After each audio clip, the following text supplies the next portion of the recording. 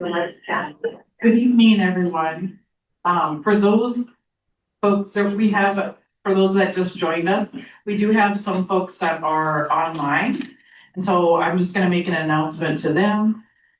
Those of you joining on the webinar, we started a little bit behind because we were eating our dinner. So we're just getting our panel up here now, and then we'll get started. I wanted to just make a couple announcements, and that is that tonight's presentation is brought to you by the Mud Family Preservation Subcommittee for Education Events. And I want to shout out and give a few special thank yous for some of our sponsors tonight, and they are Hennepin County, the Minneapolis American Indian Center, Anda Young Center, the Oglala Center, and it's the Division of Indian Works. Also want to thank Linda Eagle Speaker, who gave us a blessing here just a little while ago. And then Division of Indian Works, especially for providing the food tonight and for our space. When you're online, you're going to, I believe, see, oh, I'm sorry. There's going to be a Q&A function on Zoom. And so as you have questions, you can utilize that function, and they will be passing those along to us here live in the room, so that when the panel is here, we can go ahead and answer your questions. Wherever you want to sit. Probably easier to come this way.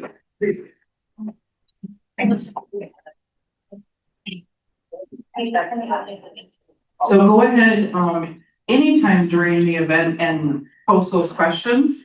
Because there will be folks monitoring, and they'll be able to take those out of the Q&A function. And we don't want them to put it, there isn't a chat, it's just a Q&A function. Yeah, if you do it in the chat, that's okay too, if you can. But they'll be monitoring both. I think that being said, I'm going to introduce our first speaker, Linda Eagle Speaker. She is here as an elder resident from the Oglala Center. And Linda's going to talk to us today a little bit about culture and history of long hair teachings, and just kind of start us off. We have a few different speakers tonight. We also have Dennis Gilbert, who's here from Minneapolis Public Schools, American Indian Education, and Nate Bordeaux. And so they'll be joining us as well. In addition, we have Alex McDougall and Enrica Rivera. So they'll also be joining us here in a little while. I'm going to turn it over to Linda. Thank you.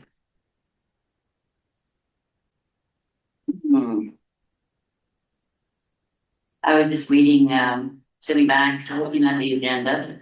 I had the short version like everybody does on the table. And then I realized that it was speaking to historical trauma and how it relates to the cutting of our hair. So I wanted to start by saying that on May 3rd, I turned 71 years old. Wow. Not even. No way. And most of my life I lived on the Blackfoot reservation. My mom is Blackfeet.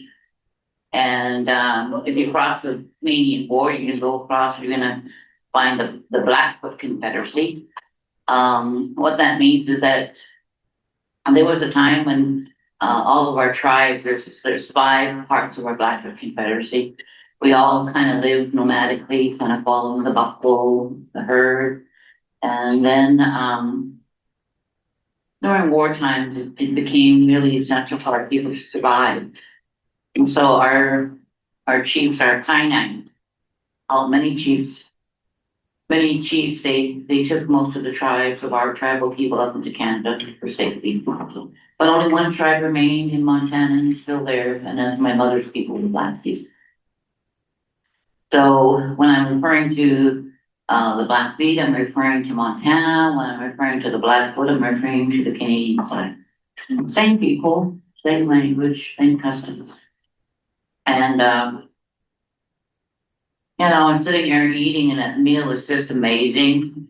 I love that blend of all kinds of beautiful things. especially healthy eating. You know, when I think about historical trauma in the context of the way that I understand it, um, I was raised up just outside of a small little town called Browning, Montana, and 28 miles south of Browning. You'll go straight south and you'll come to the very first called Two Medicines Valley. And then you go on a little bit stretch longer and then you come down and you go into Old Agency Valley. And that's where my family is from. My great grandmother, Fanny Mare Bones Morgan.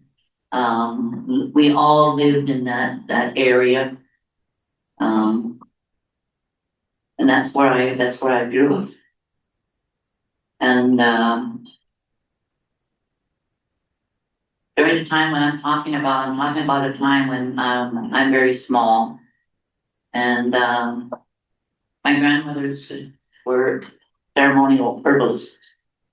That means that people from our tribe would come from all over the place because they knew that my grandmother, my great grandmother, and my mom, they could provide you with different medicine plants.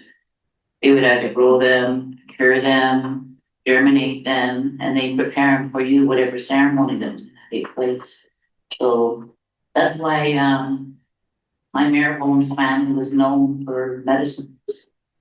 I started hearing and listening and understanding medicine plants when I was only 3 years old.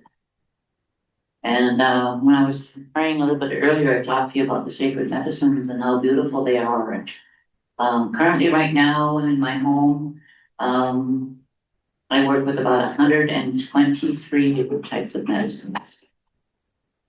And I prepare them just like I did with my grandmothers, their teachings.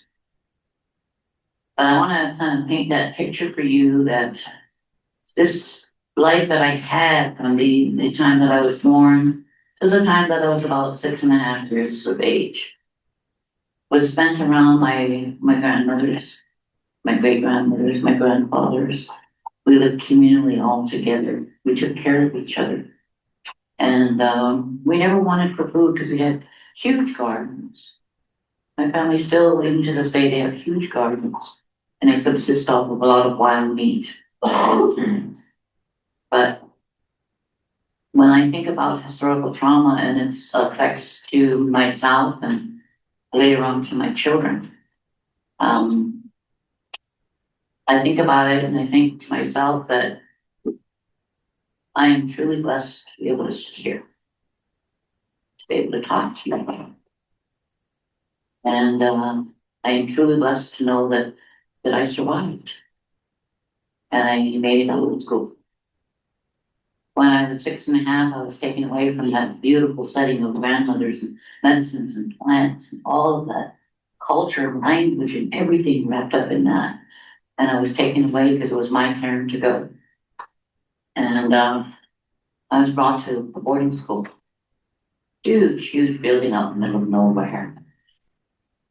And now that I'm older and I'm doing a little bit more looking into researching these different boarding schools, they basically all look the same. I left when I was 6.5 and I didn't return to my family until I was 12 years old. So during that whole time, many changes took place. And I don't try to go too deep. I just kind of skim over the surface of what those years were like. Loss of language. Tried so hard to retain my language to the best of my ability.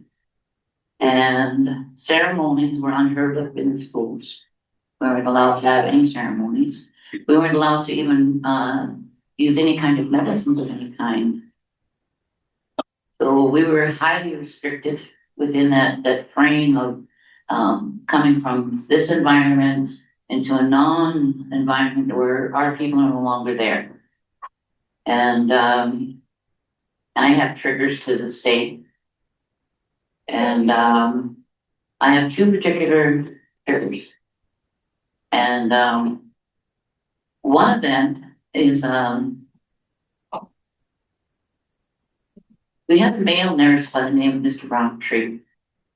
And Mr. Roundtree never took a bath. He always had this really, really strong odor. And to this day, I could be walking down the street. I could be in a crowd of people and someone will walk by and instantly trigger me. That same song. Mr. Roundtree was a pedophile. And he wasn't selective. It was either young boys or really, really young girls. And I was not one of his victims because I fight and I'm fearless even to this day. I did everything I could to protect all the other little ones to the best of my ability. Sustained many injuries as a result of fighting this man. And remember, I'm only 6 years old, 7 years old, 8 years old. But I survived. I came out, and it always surprised me. I sit here and think about it, and I think about being there. And I sustained an injury and had many broken bones because of that. And they would bring us to the local town called Cardston. They'd bring us to the hospital. And no matter what I said to the nurses, they would just patch me up and they would send us back to the same school. And so that's one trigger that stays with me. The other trigger is the sound of a bell, because our whole life up there is like a little brass bell on a long stick. So when we heard that early in the morning, you have to get up. Now you got to get dressed. Now you got to go down to eat. Now you have to go to chapel.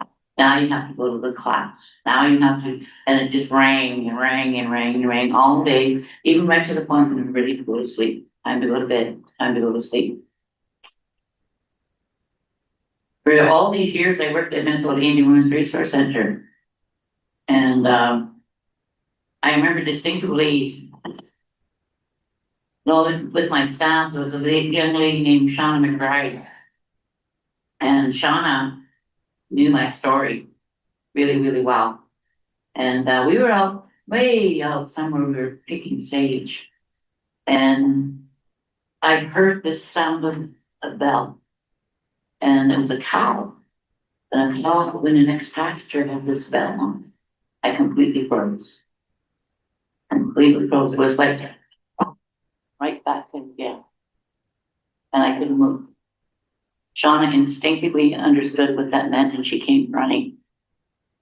And she just leaned in really close and she whispered that it's all going to be okay. It's all going to be okay. Linda, you are okay.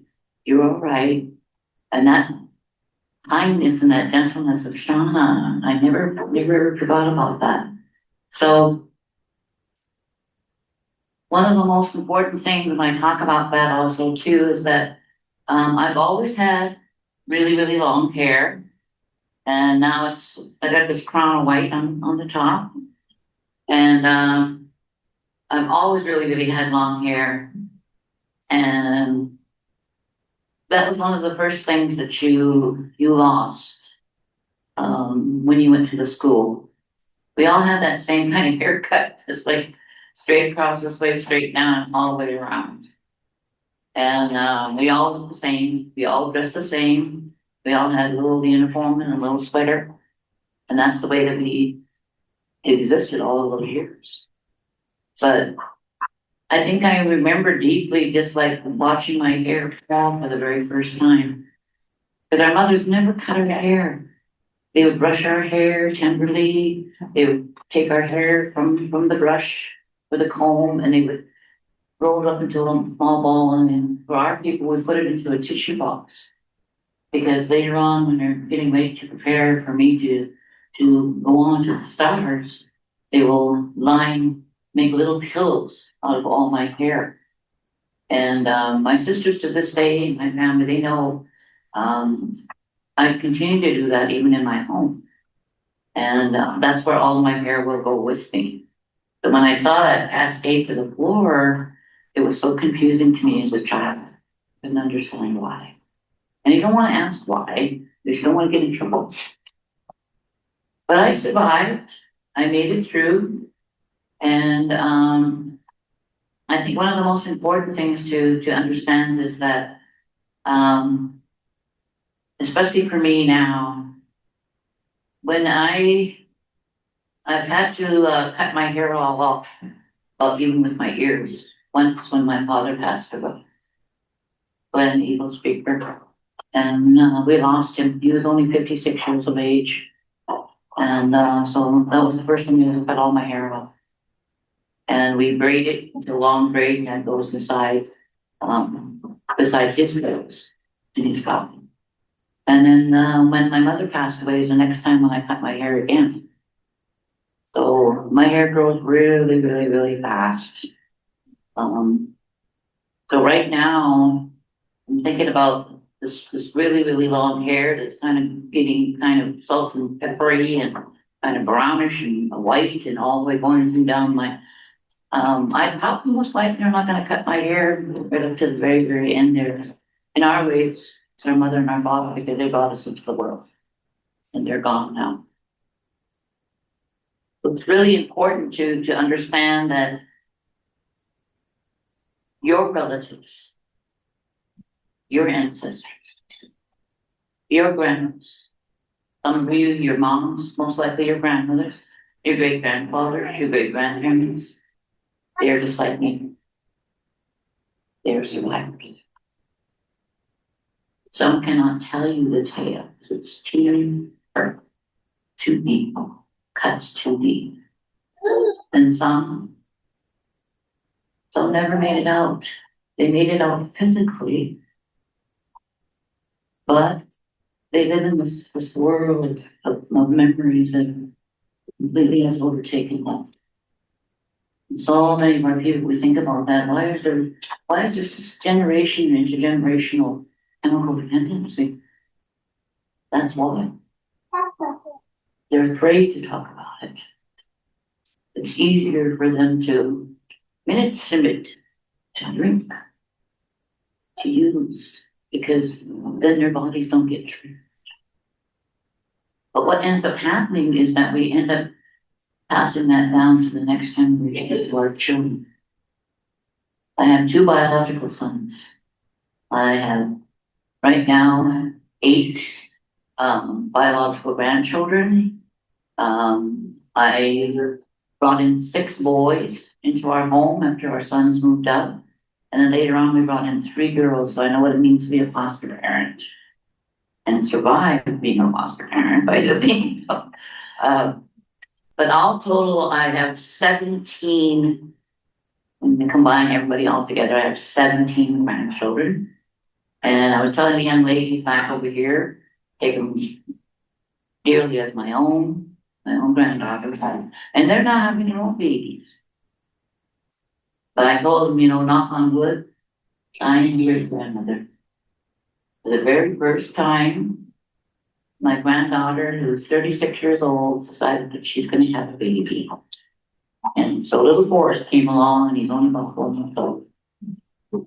So I just want to end by just letting you know that it's possible. It's possible to survive that kind of a life. It's possible to not go into this direction. And it was so important for me to take care of my sons. It's my responsibility. They're very, very strong men, even to this day.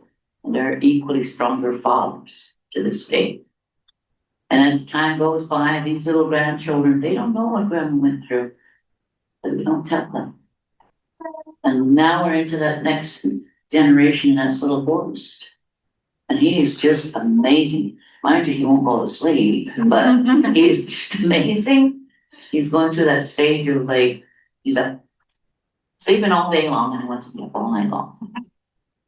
So, but I think this whole idea of should we or shouldn't we cut our hair? I do go ahead every now and then, on the ends right here, I'll just go ahead and I'll do a little trim.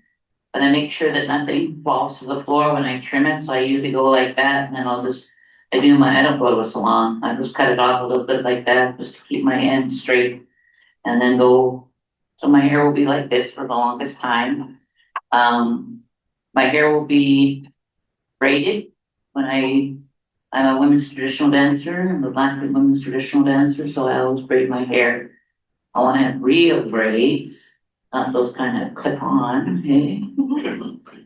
And they do clip on, by the way. I'm not gonna tell you who that is, but I just wanted to thank you for all being here. Thank you for listening. And I want you to honor your grandmothers, your great grandmothers, your fathers, your grandfathers, and your great grandfathers. Thank you. Good, thank you so much, Linda. Now I'd like to introduce and have come up here. We've got Nate Bordeaux and Dennis Gilbert. So I'm gonna have them come on up and join us.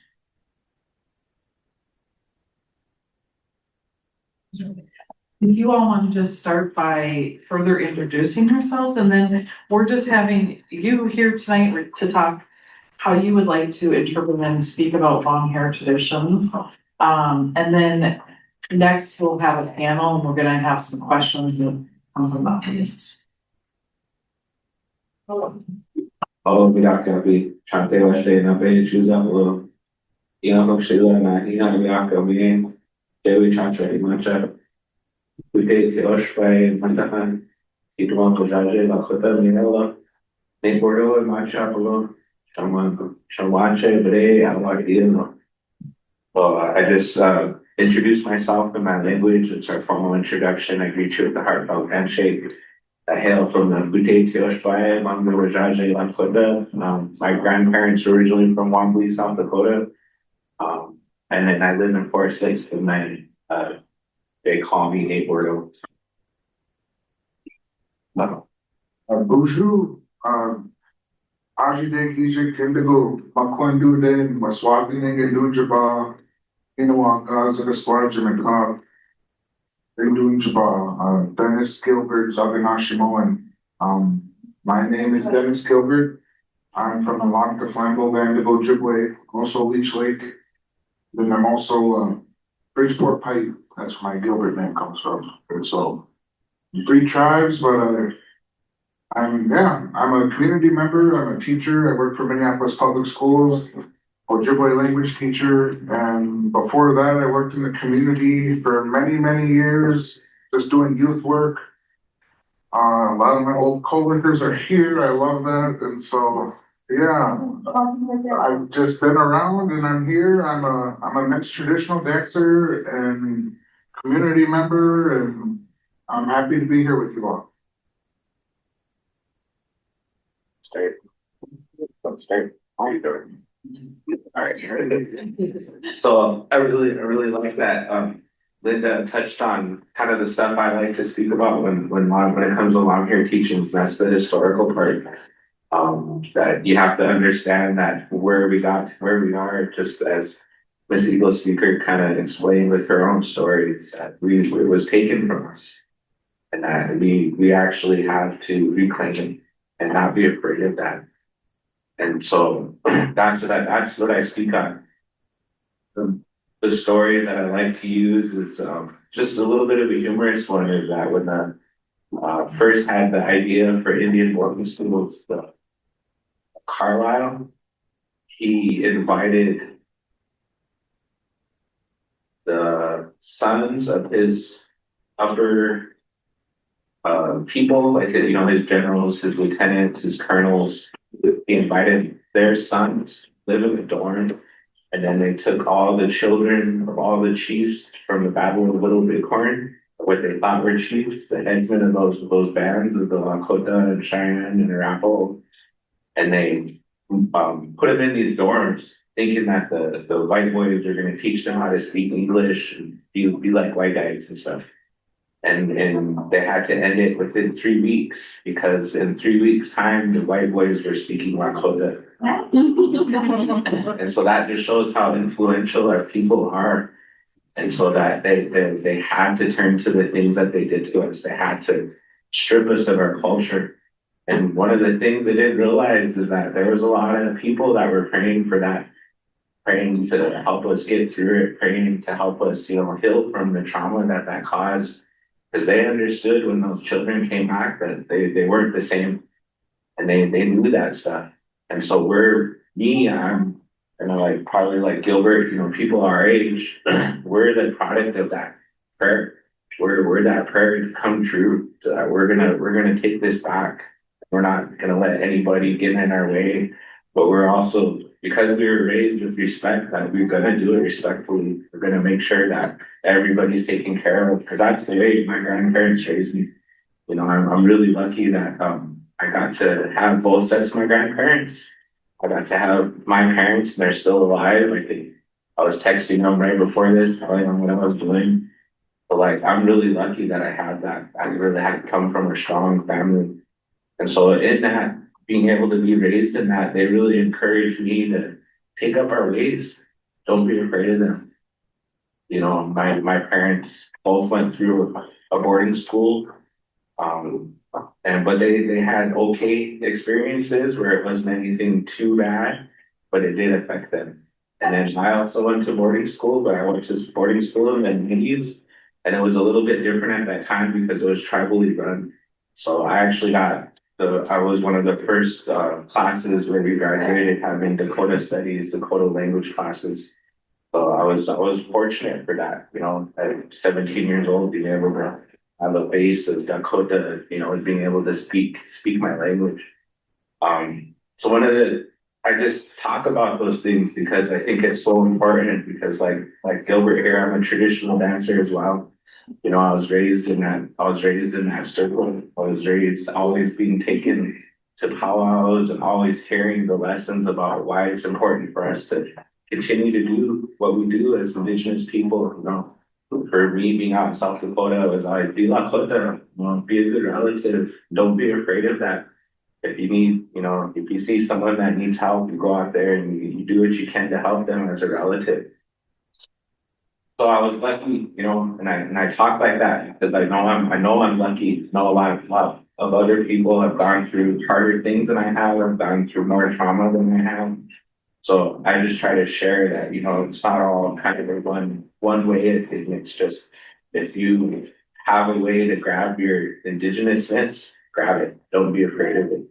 One of the things my dad talks about, he said, how does he put it? Be unapologetically Indigenous.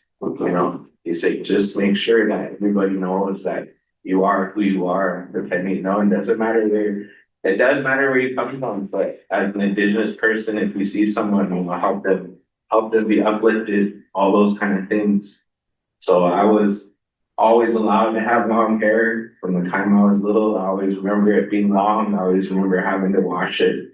I always remember having to comb it. But then my last name's Bordeaux, so I have French blood, so I have the crazy French curls in my hair. So there were times like it gets really hard to, keep that straight, but learning. And then as I got older, dancing, I learned to braid my hair. And that's something I actually feel really proud about, that I can braid my own hair, And so I have children, and I have two sons. One's 14 and one's 11.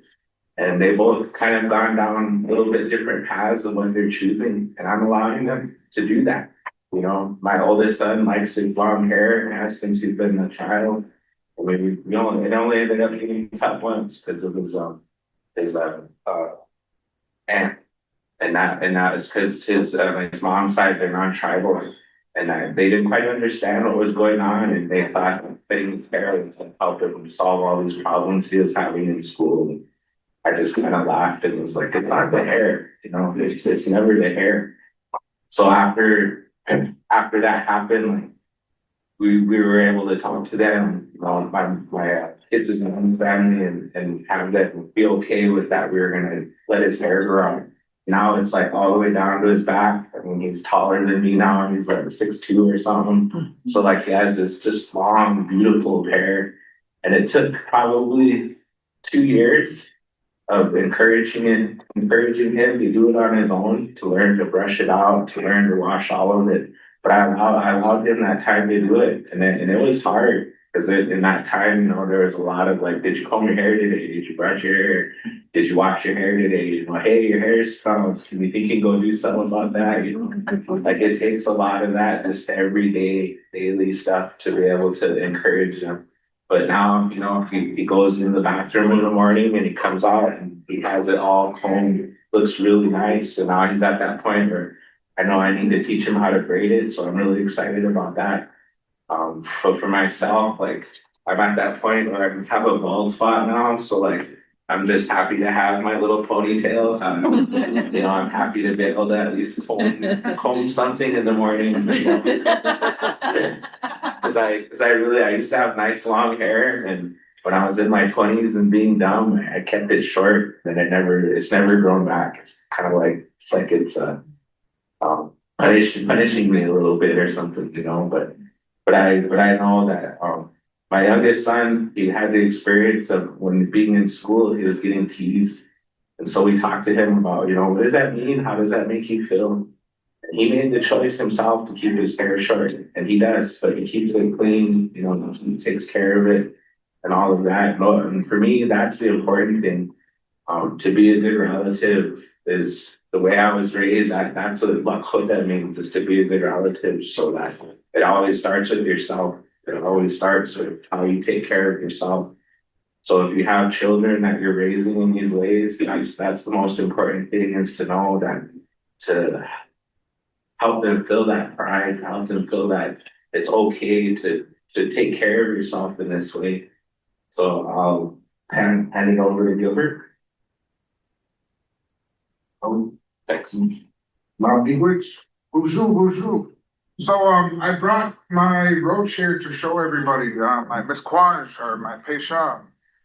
And so this is a head roach that I brought. So this is, what we used to wear long ago in the prairies. They wore these. Ojibwe style would have been a lot shorter, like, just short and round. But, this is what we wear on the powwow trail.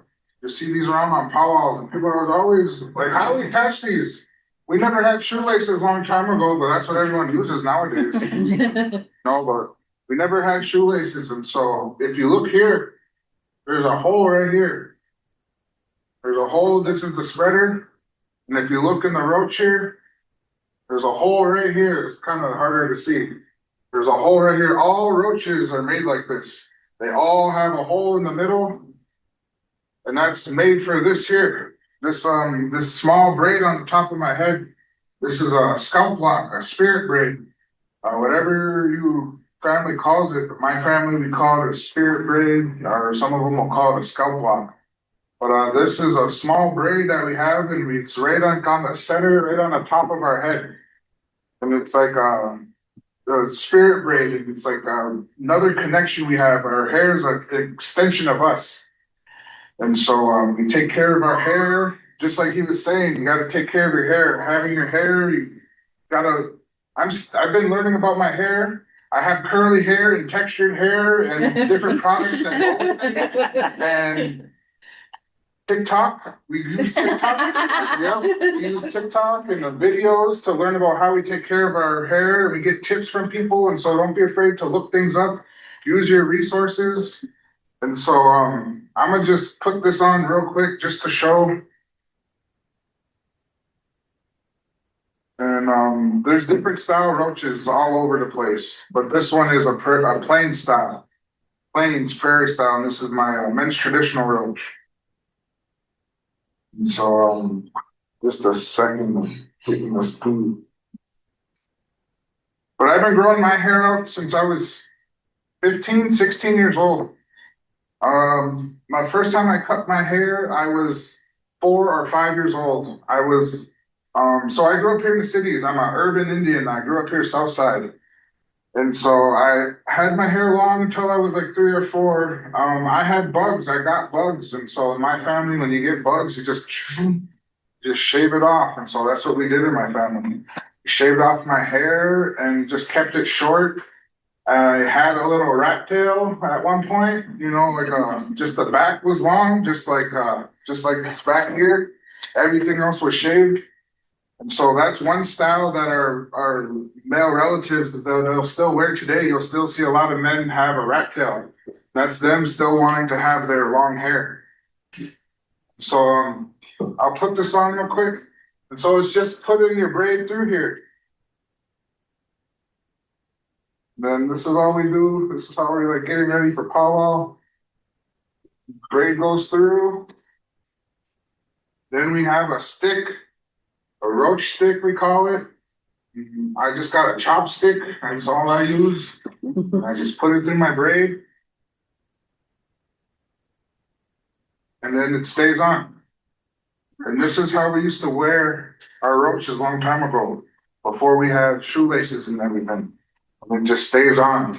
Then we attach feathers to this too. And that's how we wear it for powwow. This is how we get our hair done and our hair ready. I only allow my loved ones to touch my hair. That's the only people I allow to touch my hair. My wife, my mom, or my sisters, my aunties, and my female cousins, those are the only ones that touch my hair. And so I don't just let anybody touch my hair. My mom and my auntie said, other people's energies are always flowing and going through things. And if you don't know the person, you don't know their energies or their intentions, and those energies or intentions, if they're bad, they can go to you through your hair.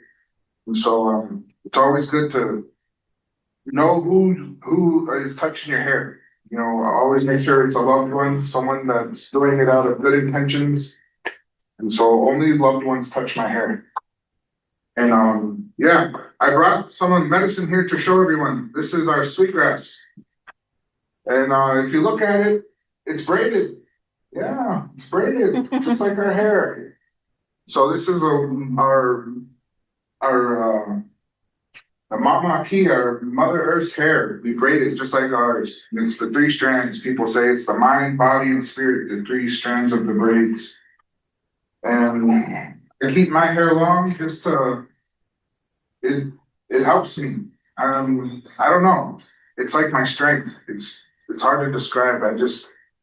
When I get ready for the day and after I brush my hair out, I just feel extra ready and confident and ready to go for the day. And before, when I was a teenager, when I was cutting my hair, I was really struggling in my adolescence with like mental health and like substance use. Then I leaned into the culture, and that's what really helped me get through all of that. Leaning into the culture and growing my hair out, hanging around older guys and the elders, and getting teachings from them about just what it means to be an Anishinaabe, what it means to be an Indian. And so I just looked up to all those guys, and they all had long hair, and they showed me how to use my hair with my roach. Because before that, I just had shoelaces. And so I looked up to all the older guys. They showed me what to do. They said, get your hair braided like this. This is what you got to do. And so all the older men's traditional dancers around showed me how to get my hair braided and get it ready for powwow. So I really am thankful for all the mentors and all the elders that showed me how to take care of my hair and how to be. Because having your long hair, part of it's like your responsibility, I can always tell when I'm off because that's when my hair's all crazy, If I'm running late, rushing out the door, I'm not myself because I didn't take my time to get ready for the day. I already started the day off balanced. And so, it's just part of my routine and taking care of myself and self-care. And that's all I really got. What is it broken it out of? What is it? Porcupine hair. And the colored part is deer.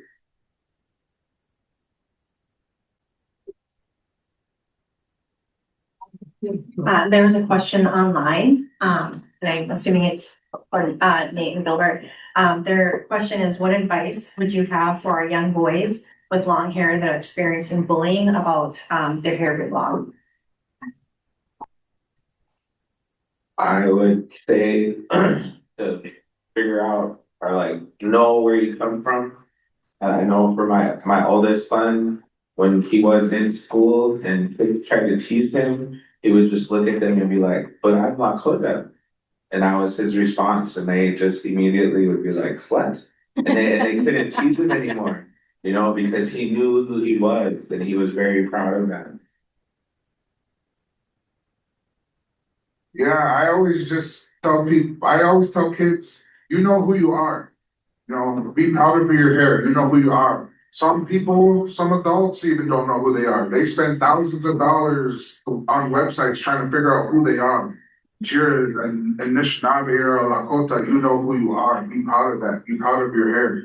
Because some people go through their whole life not knowing who you are, but you know who you are. And so that's what I always tell the young ones. Be proud of your hair. Be proud of who you are. Because some people go through their whole life never figuring it out. Is there a certain, and maybe it's different between different tribes, but certain ways that the braids are, is the difference between men and women, and is it like 2 braids, 1 braid? You repeat Just the a question. preference or? Repeat the question. Yeah, because they can't hear it on. Oh, okay. So, audience member here asked, is there a difference between tribes, how they fix their hair, right? Yeah, and what would be traditional, for native girl, I've got native girls, and so is it typically, like, do men typically have 1 braid and girls have the 2 braids, or does it matter? It pretty comes down to varies by tribe. I happen to come from the Lakota people, and some of the other tribes' names for the Western Lakota people was parts their hair. So they have a part in the middle, and then they would have 2 braids. And then even among the bands that I'm from, how you braid your hair or not having your hair braided, signified if you were married or not married, or you were looking. I mean, there were different things like that, just almost like what Gilbert was saying. Like, I was raised in that tradition where only my family could touch my hair, only my sisters could braid my hair, my aunts, my cousins. Otherwise, it was like really taboo if like someone else was helping me do that. Like, it was almost, you know, what are they doing? You know, like, oh, gee, sorry, you know. But I'm glad I was raised in that way, because what Gilbert also talked about is very true. I happen to have a sister that's in museum studies field. And one time she invited me, she was working at the Red Cloud Indian Center at the Heritage Center, and she invited me down to see their collection. And she was like, "But I don't know about this one." And there was like a little medicine bag. And she was like, "It feels real funny." That's what she told me. And I remember going and looking at it. I was like, "What in the world is that?" And I opened it, and there was hair with medicine in it, all together in the bag.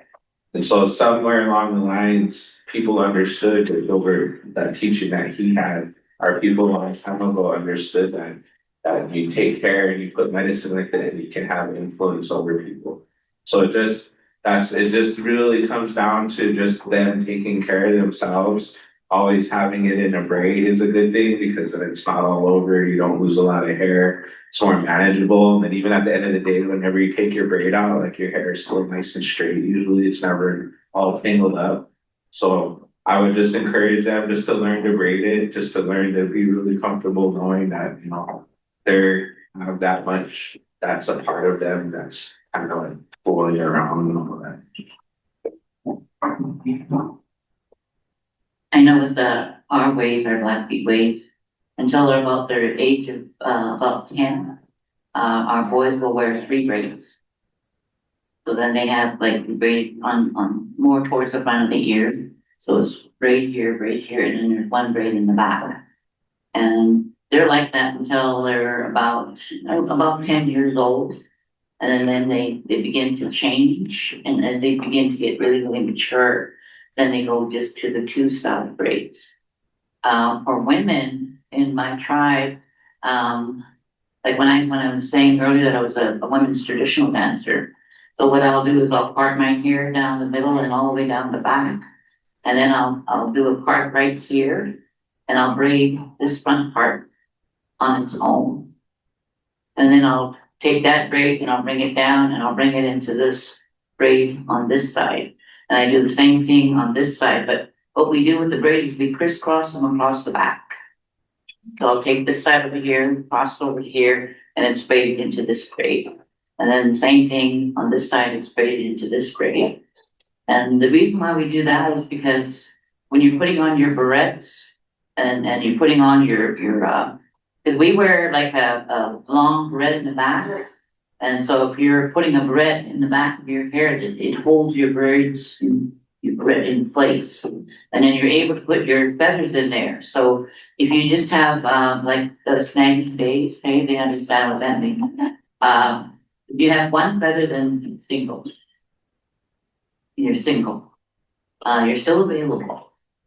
If you have two and they're just slightly like this, you're married, you're taken. And then this one right here on this side, this kind of holds your place because when you're braiding your hair, you're getting ready. So you'll have feathers, you'll have barrette, and you'll have feathers in the back. And then on this side over here, this kind of holds you in place right here because you're gonna have a round rosette, and that's gonna have your plumes hanging up on one side over here. And that's one of the last things that you do when you're getting ready and you're getting ready to go to the powwow. Some of the last things I'll do is I'll actually braid my hair. But nowadays, young girls, especially our jingle dress dancers and some of our fancy dress dancers, they French braid their hair. And that's relatively new amongst our people. But it's the way that they French braid is they started off on this side right here, bring it really, really high, and then they start braiding it, bringing in more hair, until the French braid kind of comes down. We cascade all the way down on one side and French braids all the way down onto this side. And that's just a more modern style of braiding your hair.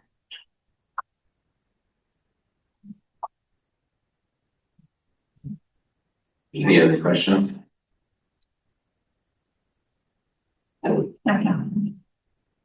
Well, thank you very much. I know we're gonna have more from our panel here. At this time, I'd like to ask, Alex McDougall. So Alex is gonna come up, and gonna teach us a little bit about lice prevention and some techniques with long hair. So welcome, Alex. Thank you. I'll be really quick. You're fine. You're good. Oh, do I have to use that? No, you don't. Okay, because I don't like to hear all the back Picked stuff. up from, This. yeah, it'll be up from the other mic. Okay, cool. Hey, baby. So I'm Alex McDougall. I love lice. Like, if I could have a dream job that I just go, it would literally be delousing, and I don't really know why. Well, I do know why, because I kind of just like gross things. And so it's very satisfying to me. And growing up, we, as in her, me, all my siblings would get lice, just like during the school year, all of the things, sleepovers. And so it's something that we got really good at for a really long time. Katie Joy used to come over and we'd have lice parties and everyone would get their heads deloused. And so that's kind of that. I think I just wanted to talk really quickly around like stigma on lice, because getting lice is not indicative of like cleanliness or hygiene. So regardless of if you're, washing your hair 2 times a day or you're washing it twice a week, anyone is at risk for getting lice, because all they want is heat. So unless you're bald, or you have very little hair, you have a chance of getting lice. So some of the things that I like to do, when talking about this is also just like, this is a more natural way to prevent and get rid of lice, because the stuff that they have in stores and stuff really is so toxic on your hair and on your scalp, because they're really, really harsh chemicals that like actually do cause damage to your scalp. And so in order to prevent anyone from having to cut all their hair off, because getting lice is really overwhelming and it can be hard to get rid of, we take a certain number of steps to help with this. So I do a combination of, well, I suppose, do people know what lice looks like nits, eggs? So on darker hair like hers, it's actually a lot easier to see because nits are like kind of tan color. So like for someone with my hair color or like Sadie's hair color, it's going to be harder to see because it matches the hair more. And one thing about lice is their eggs will be in spots where there is more heat. So like me, I wear my hair in a bun a lot. And when I was a kid, I would always have it braided and I would always find the lice at the base where the hair was bunched because it's warmer there.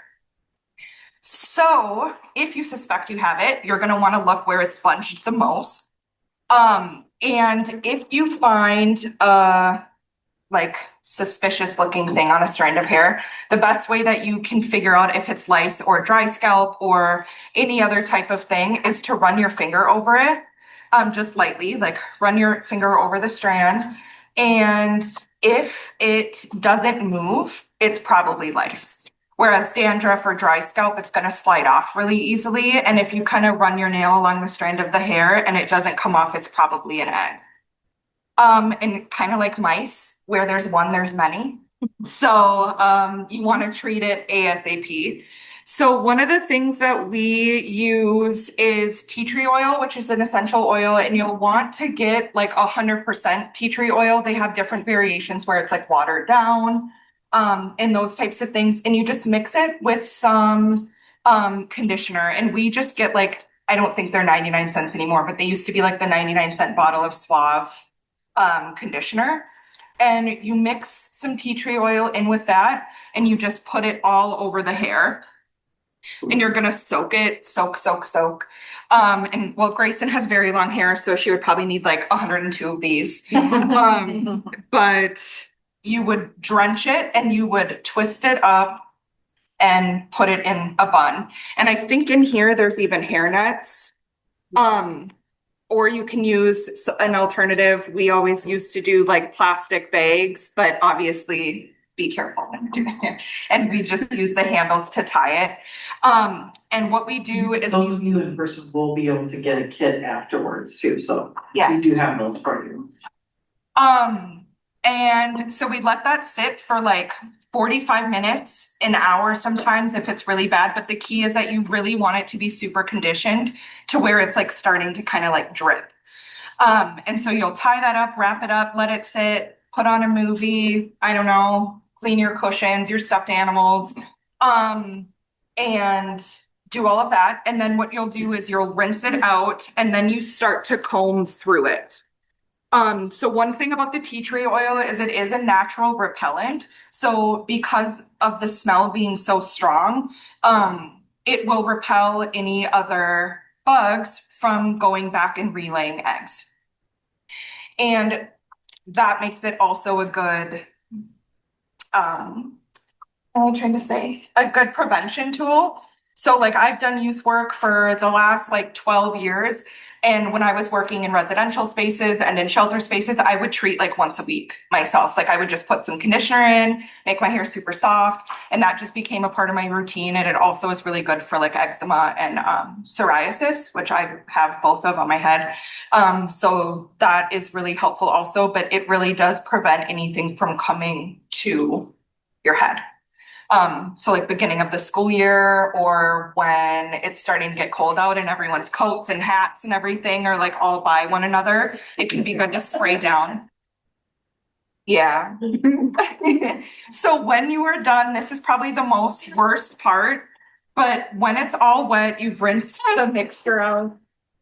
You'll take this little lice comb, and I won't do it on her head, but you really need small amounts of hair.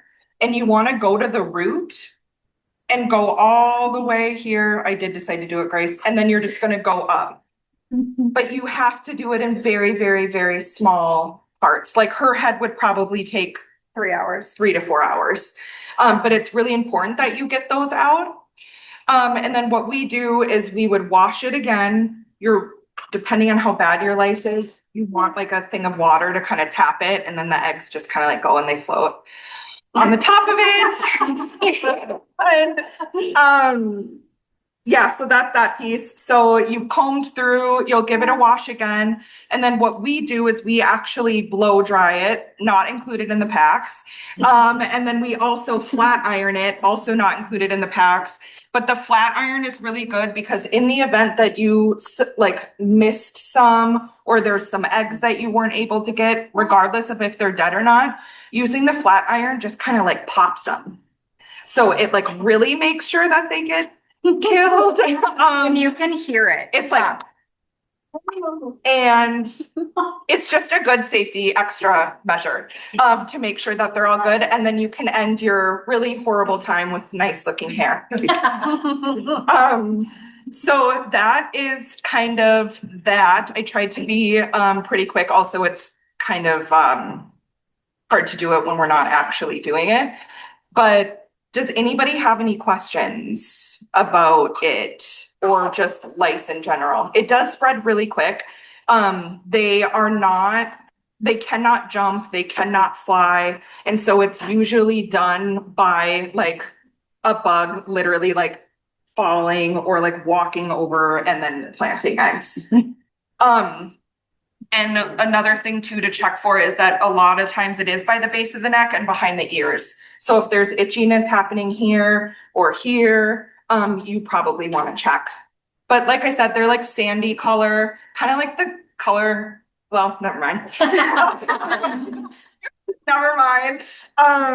Yeah, they're sandy and they are very sticky. And so like you can't just get it, like if you were going to use one of these, you wouldn't be able to get it out with it because you really have to work to get it done. I wish I had had like some type of like stick or something to show that it is sticky, but it won't move. And that's how you can tell if you run your finger over it and it comes out, it's not nice.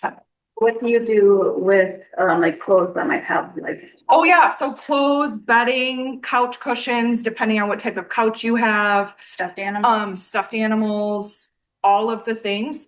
I think it's always good measure to like right away when you identify that you have lice, to put them all in trash bags and just keep them tightly closed and then make your cycles in the washer. For stuffed animals and things like that, you can just put it on high heat a couple of times through the dryer and it'll usually kill it. But things like brushes and combs and other types of like hair bands, if you don't or are unable to get new stuff, you can just boil it. Put it in a pot that you don't use very often and you can just boil it for a few minutes and sterilize everything and it'll kill anything that could be in there. But really the big thing is just high heat, high heat, high heat for everything. And the tea tree oil is also just really good. So it's always good, I feel like, to do like at the start of the school year when things start to get a little bit colder outside. Because the more things that are touching someone's head, the more likelihood of it spreading. Yeah. So would you say that transference is usually if someone like wears another skull cap, somebody's, or maybe you're like head to head or something? Because I know you said they don't jump and all those things. Yeah, but they can definitely like, so let's say he has a lot of hair, which he doesn't. But he has a lot of hair and he has it and he's like snuggled up with her and all those things. It can literally just like crawl and plant eggs. And Our sister too, when she was young, she would always, her and her friends would always trade hats in the wintertime, like in elementary school. And one of her friends, every time she came home with her friend's hat, we were like, oh, like, just because, oh gosh. But it was, their parents never knew. And so she would, like, you can just get it by sharing hats with your friends. And I know like young girls like to do that a lot with their friends. But just anything like that. And I think that also goes back to like when you're upkeeping your hair, such as like braiding it, or if you keep it in tighter styles, it's not going to be able to be like penetrated as strongly because lice do lay at the scalp. So that's another thing too, is like if you're looking at a long piece of hair, if the egg is down here, you've probably had lice for a good amount of time because they do lay at the scalp. And so you can usually tell by how long you've had it based on how long or how far down it is. So that's another piece to it. Sorry, things usually just come up when questions get asked because I don't remember all the information all the time. But are there any other questions? Yeah, I mean, I'd love to do it, and I think there's like a right way to do it, and I think like as these guys and Linda have all said, like it's really important that we have people with good intentions in your space, but also touching your hair and, you know, like with all of your belongings, even it's just a lot. And it's like, no one likes to say they have lice because I think it gets attributed to things that aren't real. And, you know, like being dirty and those types of things. And that's just not the reality. It doesn't discriminate. So, yeah. Yes. How do you get rid of the itchy head now that we've been talking about that? I don't know what to tell you on that. Yeah, I don't know what to tell you, but I do get it because I get creepy crawly. Yeah. Yeah. Yeah. So then is it a myth? So I grew up with lice. However, my older sister has more kinky hair and she never got it. So I thought that there was a situation where it doesn't live in certain. Yeah, so our sister, I'm glad that you brought that up. So our youngest sister, she is Afro-Indigenous, and she got it the most. And she has very tight curls. And so like if you have thicker hair, you're gonna probably, like, it's warmer there. Yeah. But also I think just based on like how hair is styled and like, you know what I mean? Like those things I feel like all matter, in the equation, just like if you wear tight, like me, like we always had like our hair back and braided really tight. And so it was harder to get in there. But yeah, I don't know. I think too, like there are myths around like, oh, it's like greasier hair or like dirtier hair. Cause I remember once, cause I only washed my hair like 3 times a week and I was like, oh, I'm never gonna get it. And they were like, oh, that's like not true. Cause how would the egg stick, you know, if it's like greasier? But yeah, it really doesn't matter. So I think that is a myth. But again, I think it also depends on how you style. But we're gonna just go ahead and get started. I'm going to let Rika introduce herself, since you didn't get to do that yet, and then we'll get started with our panel and we'll ask them some questions. Hi, I'm Rika Rivera. I'm Afro-Indigenous. I'm a member of the Seneca Nation of Indians. Born here in Minneapolis, but my res is Cattaraugus in New York. I work here at the Division of Indian Work. I'm the youth worker and volunteer coordinator, as well as the program coordinator for our Indigenous Scholar Summer Program, co-founder of the Young Women's Society, and I am here to be Afro-Indigenous representation. Thank you so much. We're so glad to have all of our panelists tonight. So just to start us off, I think one of the things that we talked about a lot here, there's folks here that are caregivers of Native and Indigenous youth, foster parents, some of them. What kind of advice would you give to foster parents, just about working with Indigenous youth and when they have questions about hair, about why should I keep my hair long, or just what's something important, if you can think of something important that you would like foster parents especially to know? Speaking for specifically Afro-Indigenous youth, I think it's really important for them to know that they have to take the time to take care of their hair. It's not gonna be as quick as it would be with a youth who has bone straight hair. You have to take the time to learn, take the time to do the research, and make sure that I worked with youth for a really long time, Native youth, and a lot of Afro-Indigenous youth that I've worked with specifically, hair is not taken care of, and I can tell how uncomfortable they are with matted hair, just, you know, just a nest of just not being taken care of, dry and all those things. You have to make sure that you're taking the time to learn the right products. You're gonna have to sit down maybe on a Sunday night, watch your favorite show and brush that baby's hair. And just really take the time, because however you feel about their hair is how they're gonna feel about their hair. So if you're speaking negatively on their hair, that's how they're gonna feel. So while you're doing their hair, speak love into it. There's plenty of resources online, TikTok, YouTube. That's why I learned how to do my hair. I think for me, just being experienced as a foster mother to 6 boys and then 3 girls. I think it was really, really important, just being really, really patient with them.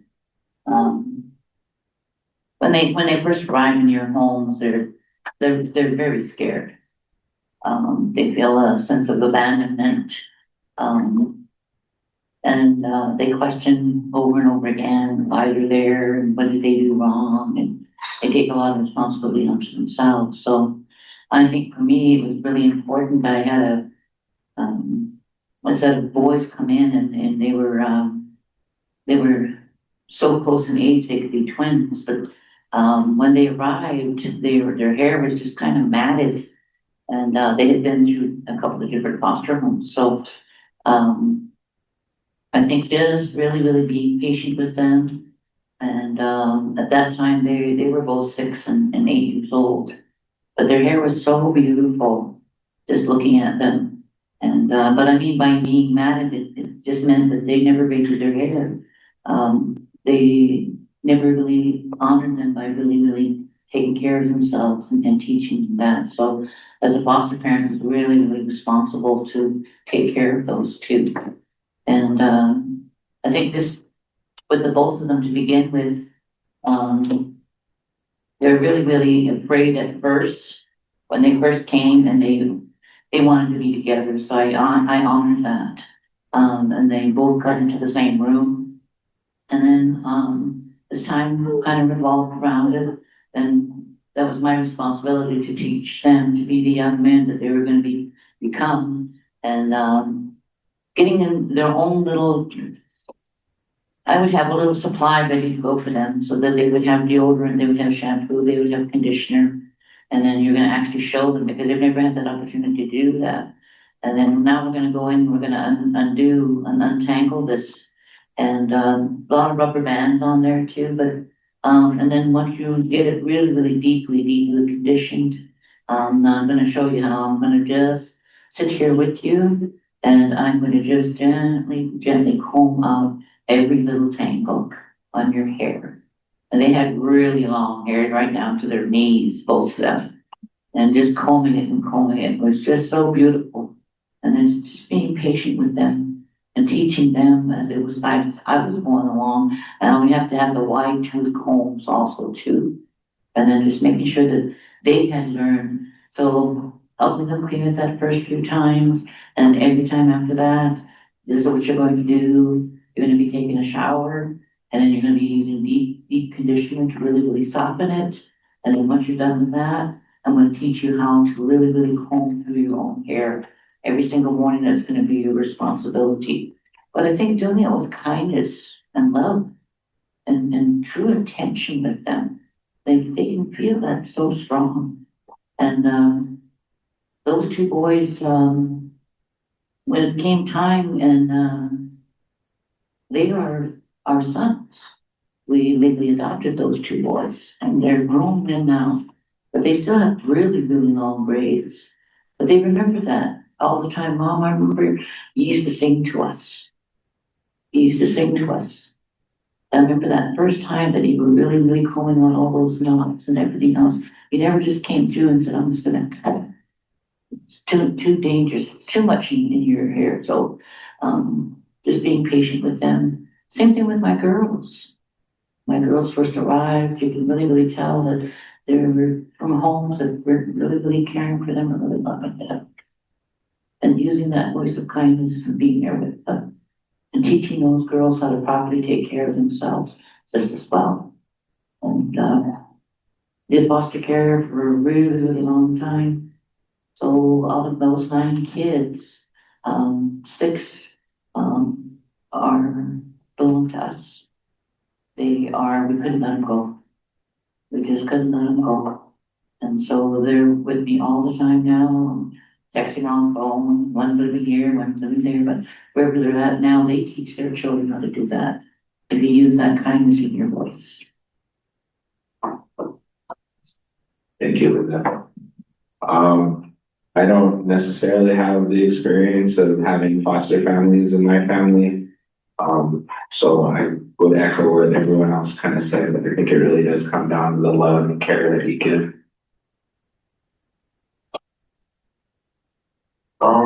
All I gotta say is like, if they're a boy, just make sure they ask them if they want long hair. A lot of times it's not their choice, it just grew out and they don't know how to take care of it, ask them. So I think a lot of times it's like a big responsibility, and so once feel they're ready, they'll grow their hair out. I work with a lot of young boys and a lot of them, that's how they feel. I work with them and by the time they're in high school, like, I think I wanna do it. And I'm like, let's do it. And then so I'd say don't force them into it, you know, if they don't wanna have long hair, don't force them into having long hair and just be kind and gentle with everybody, you know?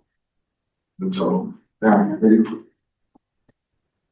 Yeah, I think yes to everything that everyone else had said, but I think just like the youth worker, kind of in working with kids who were in the system and all of those different things, I think, yeah, like Dennis said, I mean, asking them, and I think returning their questions with curiosity around whether or not that is something that they want to do, why they want to do it, why they don't want to do it. Because I think there is still a lot of shame that people can experience if they don't want to do that also. And it's kind of a two-way street. And so I think just being respectful of their choice, giving them choice, but also being curious and getting them connected to the proper people should they want to explore that, I think is really important. But I don't know if there should be like a should or should not. I think just really trying to figure out what it is that they want, why, and then respecting and honoring that is important.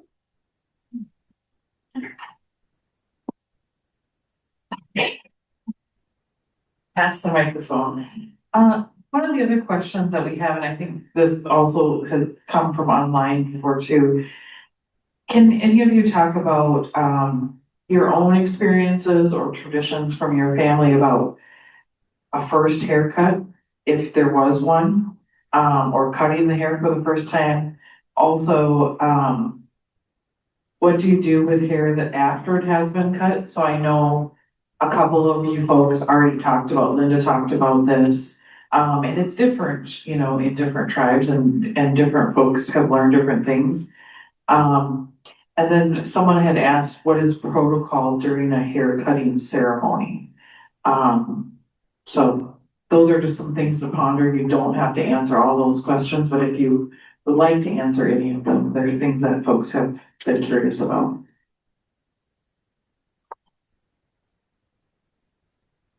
I can just relate that story, and it's actually it just happened a few months ago. My oldest son left his people and he moved to Halifax, Nova Scotia. Him and his wife are divorced, and he followed his two sons because he wanted to be around his boys. And it's really, really hard for our family to let him go that far away. And he's 50 years old now. And I just remember sitting in my home and listening to him. And I haven't heard my son. He's a real strong. He's 6'5". He's big as a bear. And he called me early one morning on Sunday, and he just said, "Mom," and he just started crying. And I just said, and I said, "What's the matter?" And he said, "They cut Shadow's hair." And I have two grandsons, and the oldest is Ti's. Ti's is 14 and Shadow's 8. And I don't know whether it was because we never really got the true answer, whether it was lies or anything like that. But he said that I'm the father of my son. And they didn't come to me and they didn't tell me. They didn't even ask me. He had really, really long hair, but it was really, really curly. And he gets his sons on visitation, and he gets them dropped off, and Shadow was trying to hide his hair under a cap. And Shadow didn't want his hair cut. He felt shame. We never really got a good answer from his mother as to why. Because they don't really communicate with each other. They actually text each other. And so I think for me, and speaking of a man that has really, really long braids, and then they're strong, and he wants that for his sons. And it means strength to him. It means something really, really important to him. So he just kept repeating that to me, Mom. He said, why can't they just come to me and tell me? I would have even agreed. I would have gone ahead and said, okay, yeah, it's fine, but come to me first. Come to me and tell me. So with something like that happening to Shiloh, who's only at his age right now, it's so hurtful and so shaming for him. Now he refuses to take off that cap anywhere he goes in class. He's so proud to be an Indigenous young person, and so proud to be a member of the Blackfoot people. And so I've been really working with Shadow really closely, just to let him know that everything's going to be okay, because you're going to reach that point where you're going to make a decision on when and where you want that for really long, and you're going to be able to grow it out as long as you want. But right for now, at this time right now, and as I told you earlier, like our people, we hold on to our hair. And so for my son to say, Mom, they didn't even give me his hair. Where is it? That was just like, it just shot us both just straight to the heart.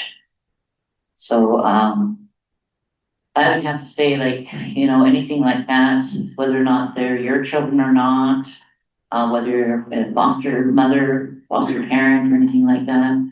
If any of my boys or my girls wanted to do something, I always made sure that I communicated with their biological mom, or their biological father, even before anything happened, if they made the choice that that's what they wanted to do. I want to make sure that even though your children are in my home, I want you to know, first of all, and I want you to be an important part of that decision. And this is what your child needs to be. So, we're gonna be okay. We're getting stronger. My son is getting stronger. He's just getting ready to cross Canada, because he doesn't fly, doesn't hitch a bus. He drives all the way across Canada. Leaving in June, he's gonna drive all the way across, and he's gonna go see, because he's the first time grandpa. And I'm first time great grandma. Cool. Thanks. I guess what came to me is we have rights as Lakota people. We have our 7 rights. And one of our 7 rights is the keeping of the soul and the wiping of the tears. So the keeping of the soul ceremony was one of the first ceremonies that Desami gave us. And it's to help with grief. And in the ceremony, you take the braid of the person that passed on and you make a spot for them in your home. And for a year, you treat that braid like if that person's still alive. So you have that whole year's time to grieve and to learn to get, through life without that person. So that, when we got put on reservation, somehow that got changed into people cutting their hair and putting it with people who passed on. It's almost kind of the way you explained with your parents, like our people are doing that now too. But I was also raised with burning my hair. We burned our hair just so it didn't get into anyone else's hands or fall into anything that we needed. So I collect my hair, and whenever I go to sweat fires, I throw it in the sweat fire, say a little prayer. But I think I did one of these long hair teachings with Joaquin LaPointe a couple years ago, and he had a teaching where I don't know, maybe it was a student that got on, and they had a teaching from one of their aunts, and they shared with them that you can pray with your hair and put it out. And like, so animals that use it to make their nest in their homes, like you can give it to them. So it just really depends on like how you treat yourself and how you treat the pieces of you that come out. Yeah.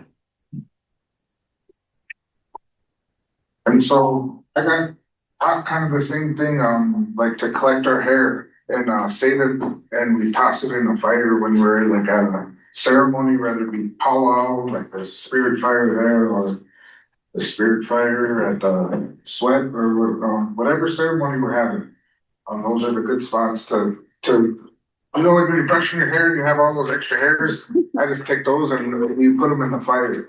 That's because of what Nate was saying about people collecting your hair, and he's talking about he found that bundle with that hair in it, and then I was always told, don't leave your hair around, someone will collect it and put some medicine on you. So that's kind of just like a warning, and so that's kind of ingrained in my head, so it's just a habit I have now.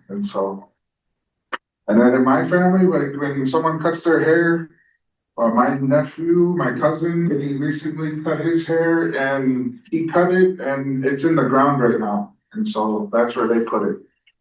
We put it in the ground or out by a tree and say a prayer with it. And that's what I've seen people do with their hair. They they'll even put a hot rock on the hair sometimes as like a way to like seal up the medicine. And so it's another thing I've seen people do. And so those are different ways we've taken care of our hair when we're done with, or when we're putting it back into the universe. I always feel weird being the last one because it's like, yeah. I think the biggest, or like, I guess the thing that I can think of, in addition to everything that has been said, well, I also collect all my hair, like every single little bit. I have like gallon Ziplocs of hair from like the last probably 20 years. There have been times that I have like had it burned in ceremony. There have been other times that I've been instructed to put it in water. Things like that. I also know a number of people who, based on the names that they were given, have specific ways that they should be getting rid of their hair, or not getting rid of it, but like passing them along. So those would be some things that I have to add other than everything that has been said. Well, if there are any more questions, because I might just start that down here if we don't. Sure, we can start.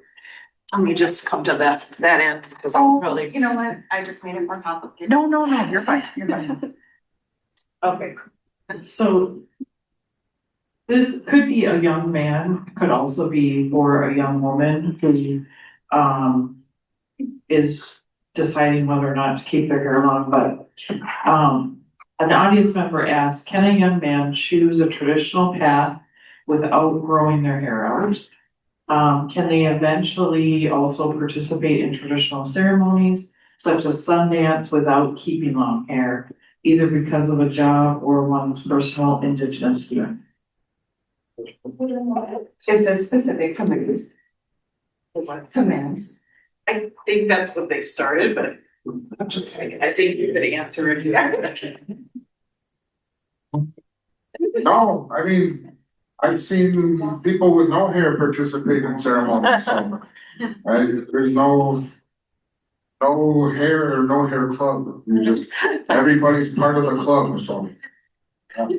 Oh, I like that answer, because I was just gonna say, we're in the 21st century, like we really are in a global mindset of things, so how we carry ourselves as an indigenous person, it's how you carry yourself. I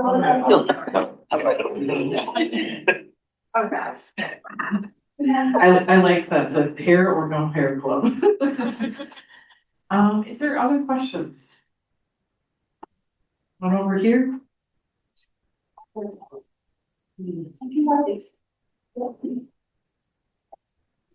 Okay, What legal protections exist to protect native hair?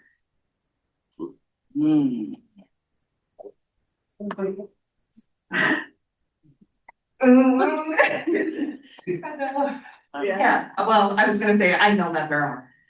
I know that there are, yeah, so I will. I'm stirring the pot, sorry. No. There's the Crown Act, which stops places of business or whoever from discriminating against black women, black men for how they wear their hair in the workplace or anywhere else. Because a lot of times we are discriminated against. We're told that we can't have dreadlocks, we can't have this, we can't have that, and it's a way that we express ourselves, like most cultures and most races. So the Crown Act is a big one.